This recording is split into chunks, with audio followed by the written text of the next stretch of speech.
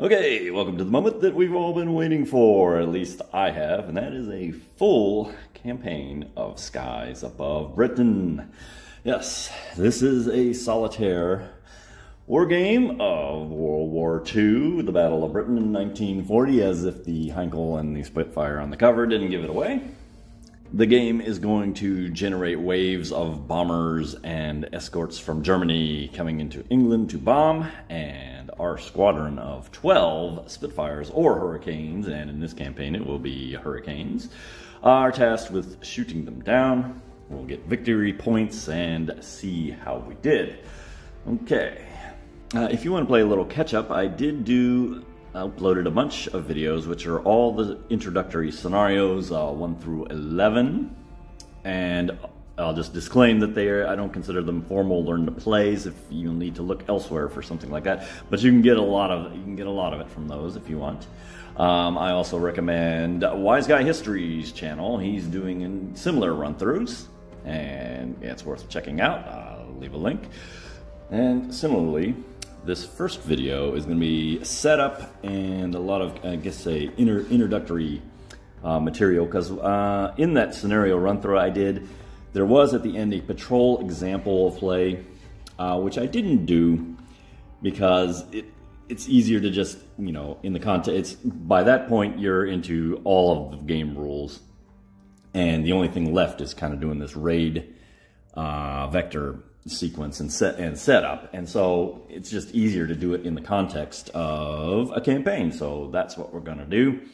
But if you just want to see the raw gameplay, or just straight into the gameplay, just fast forward, I guess, into the next video, which I'll set up as a playlist, so you can just click through what you want.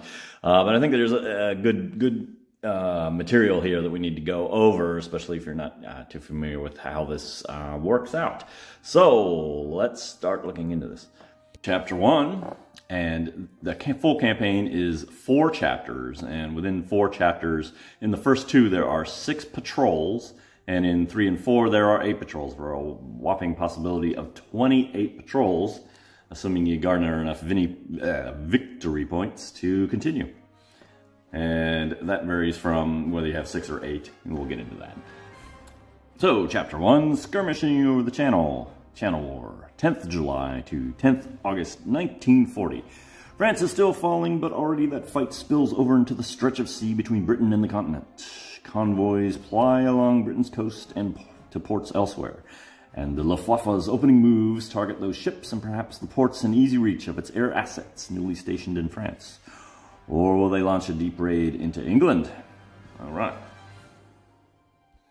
All right, the first thing we got to do to set up this first patrol of the first campaign is assign inbound vector markers to the raid track. Now, I have not talked about that yet, so let's see how that works. First of all, you can see the little illustration how we're supposed to set up. Basically, these are all random events, and we're going to put 2 in the first and 4 and 2, 2, 2, like so. That's over here on the board, and let's go ahead and do that with the magic of editing. Voila! We have 12 inbound vector markers here, 2, 4, 2, 2, 1, 1. And what this is simulates the German bombers and escorts coming over the channel into the mainland. In fact, you can it's hard to see, but there's kind of a little contour of the map. Here's the coast, blue sea, and then you're into land.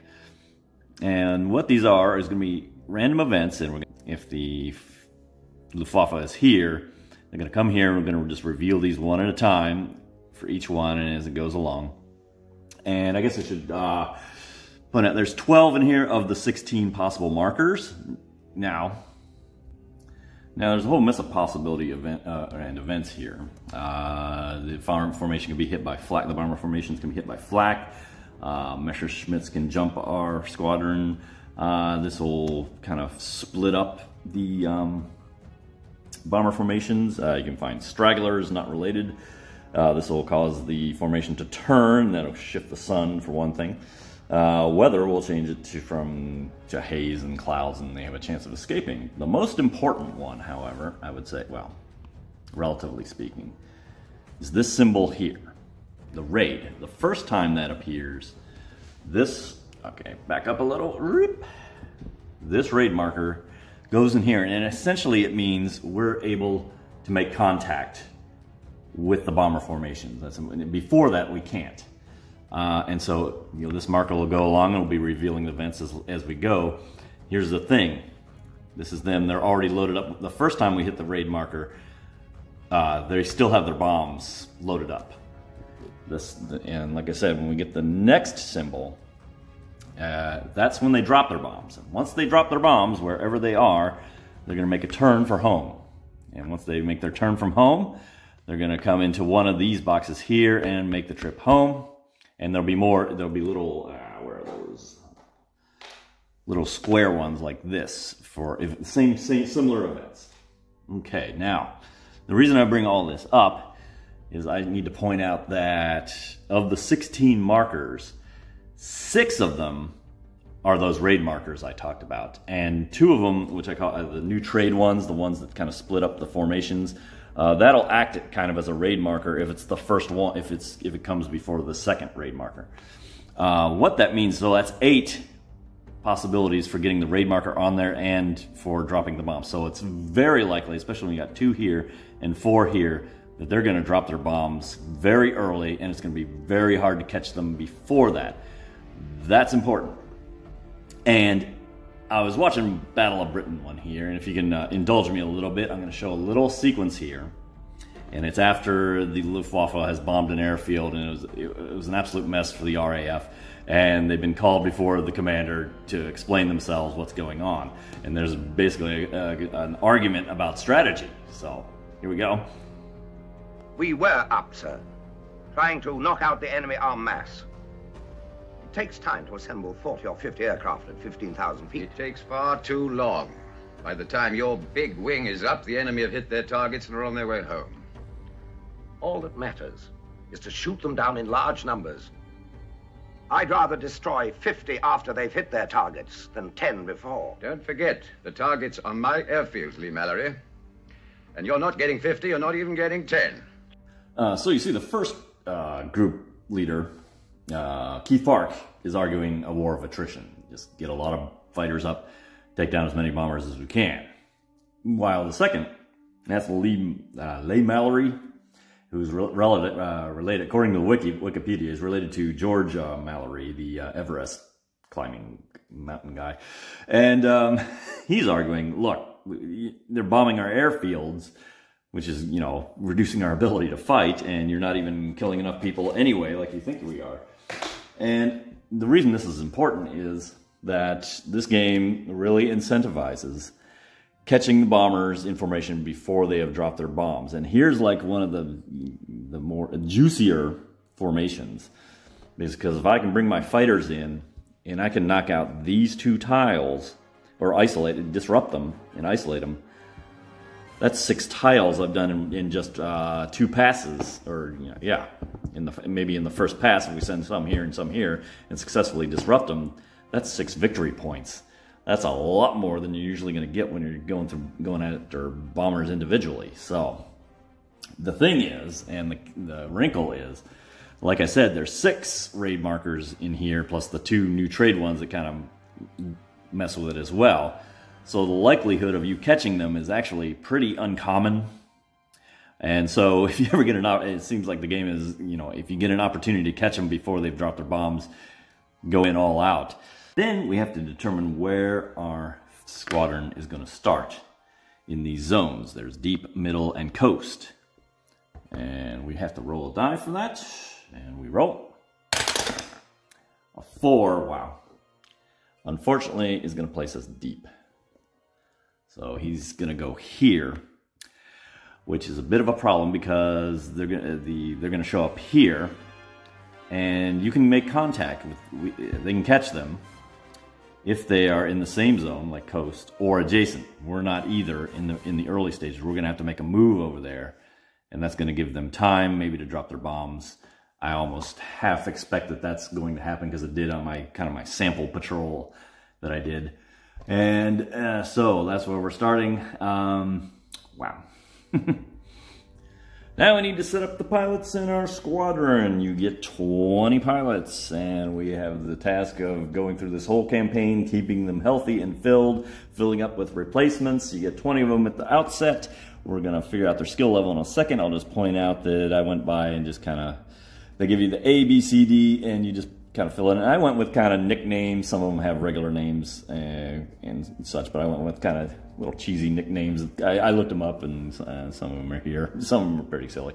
But I got one here from Wise Guy History chimed in my comments. He said he's having a lucky name here as Inglis for the I, and Davis. Apparently those are good ones. So I went ahead and stuck them in.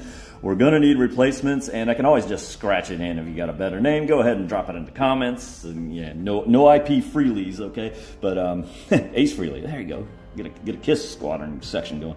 Anyway, there was actually a little bit of I'd say it was a minor controversy between the two designers, Jerry White and Gina Wills. Jerry wanted preset names for all this. Gina said no, to let them come up with their own names, and apparently she won out. And actually, I like that better a little bit, and it lets you kind of personalize it.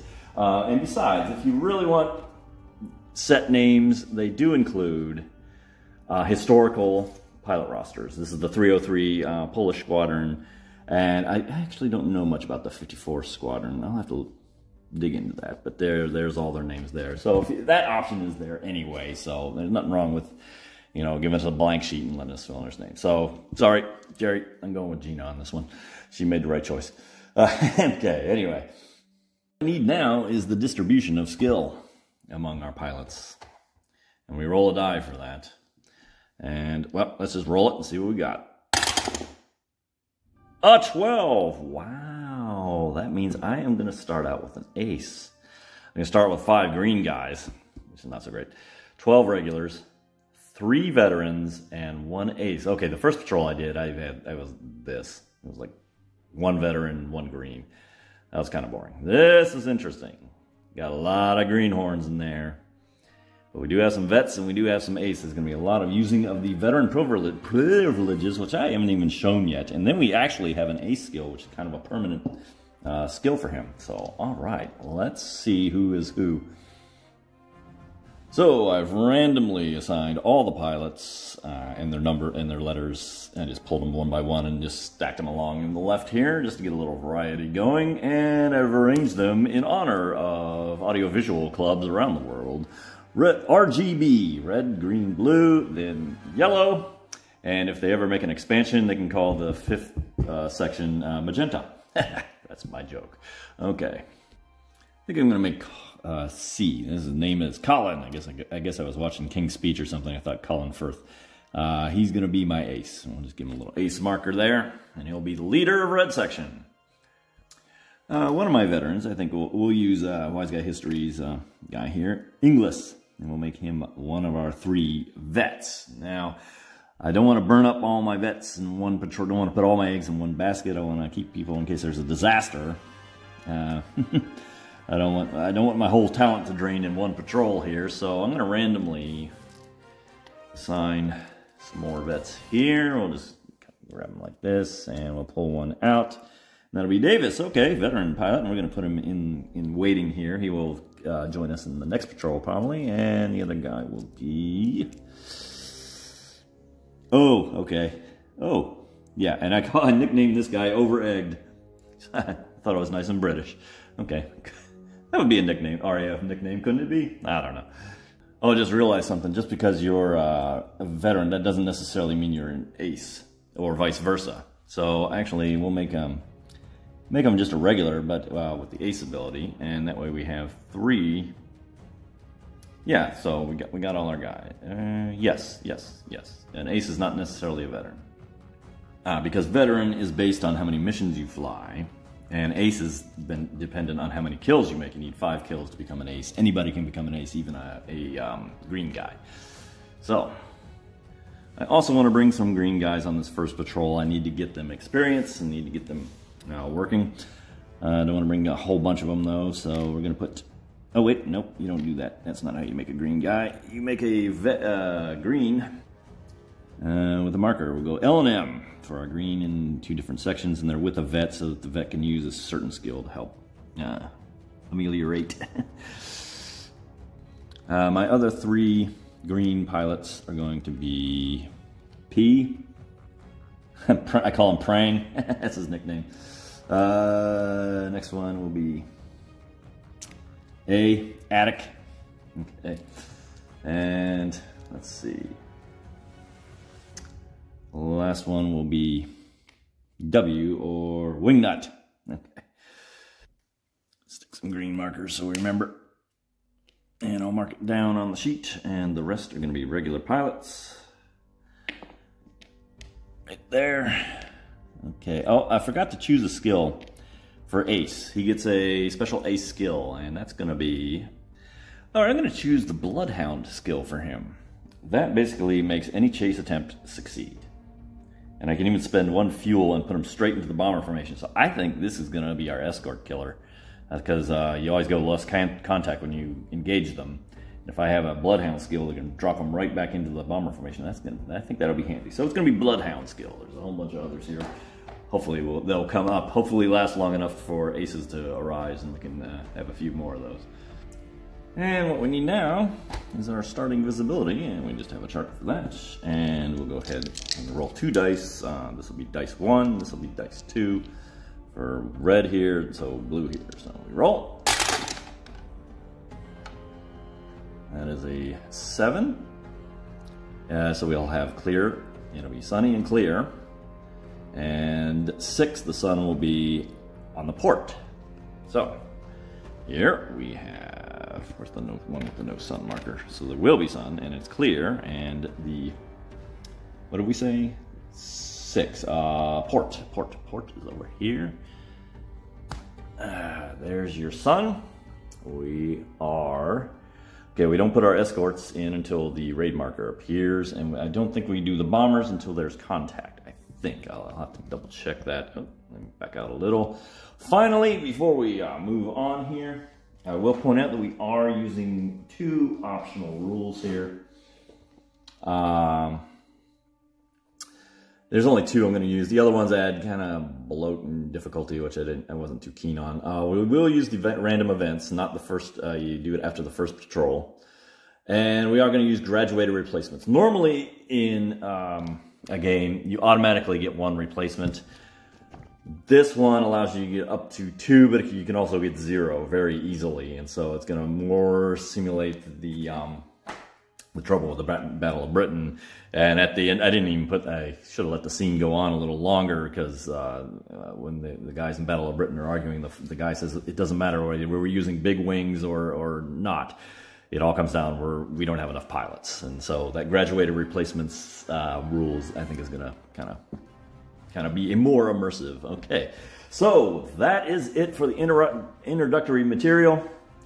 That was a lot. So I'm going to actually break it up into a separate video here. I'm going to start immediately onto the next, the first turn in this patrol. And that's it. Join us next time, and thanks for watching.